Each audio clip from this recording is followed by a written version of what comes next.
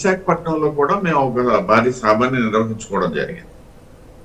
So ఈ రకంగా తీసుకుంటాం. అయితే తెలంగాణలో నివాసం ఉంటున్నటువంటి ముఖ్యమంత్రి గౌరవ చంద్రబాబు నాయుడు గారు అయితేనేమి, లేకపోతే ఉప ముఖ్యమంత్రి పవన్ కళ్యాణ్ గారు అయితేనే వారి ఇంటికి వెళ్ళడము, పరామర్శించడం అనేసి అంటే ఇక్కడ ప్రధానంగా రెండు కారణాలని మేమైతే చెప్తాం. కేవలం ఇది వ్యక్తిగతమైనటువంటి అంశమే అని చెప్తాం.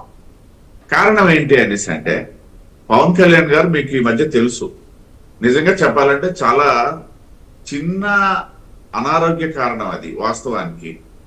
కానీ అది చాలా తీవ్రమైనటువంటి అనారోగ్యంగా వచ్చి వాళ్ళ దాదాపు 2-3 నెలలుగా వారు పడుతున్నటువంటి ఇబ్బంది ఇప్పుడిప్పుడే కోలుకుంటున్నటువంటి తరుణం.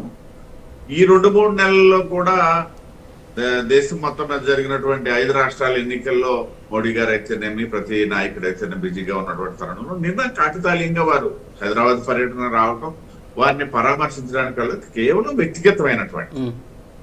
అదేవిధంగా చంద్రబాబు నాయుడు గారు కూడా అదే సమయానికి హైదరాబాద్ లో ఉన్నారు కాబట్టి వారి ఇంటికి వెళ్ళడం అనేది కూడా, ఇక్కడ ఒక ఇంటికి వెళ్ళడం అది ప్రోటోకాల్ అంటే పక్కన పెట్టారా, లేకపోతే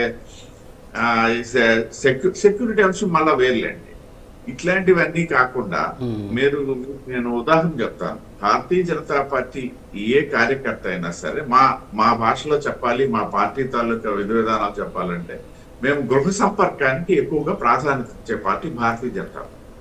అంటే వ్యక్తిగత సంబంధాలు, కుటుంబ పార్టీ కాదు కానీ పార్టీ అంతా ఒక కుటుంబంగా వెళ్ళడం అనేది ఇవాళ ఉన్నటువంటి ఆలోచన కాదు, ఇవాళ ఉన్నటువంటి పద్ధతి కాదు. మాట ఇప్పుడు జనసంఘ రూపాన ఉండేటప్పుడు కూడా ఈ కుటుంబ సంపర్కం అనేది మాకు ఒక ప్రత్యేకమైనటువంటి అంశం.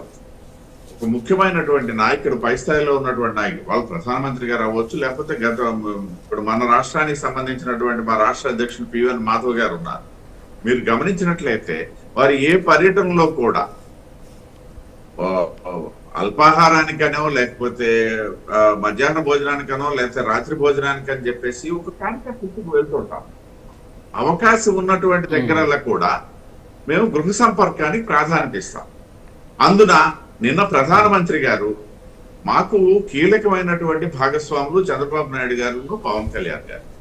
ఎందుకనేసి అంటే పవన్ కళ్యాణ్ గారు 2014లోనే నరేంద్ర మోడీ గారిని మేము ప్రధానమంత్రి అభ్యర్థిగా ప్రకటించినటువంటి బేషరతుగా మాకు మద్దతు ఇచ్చి ముందుకు వచ్చినటువంటి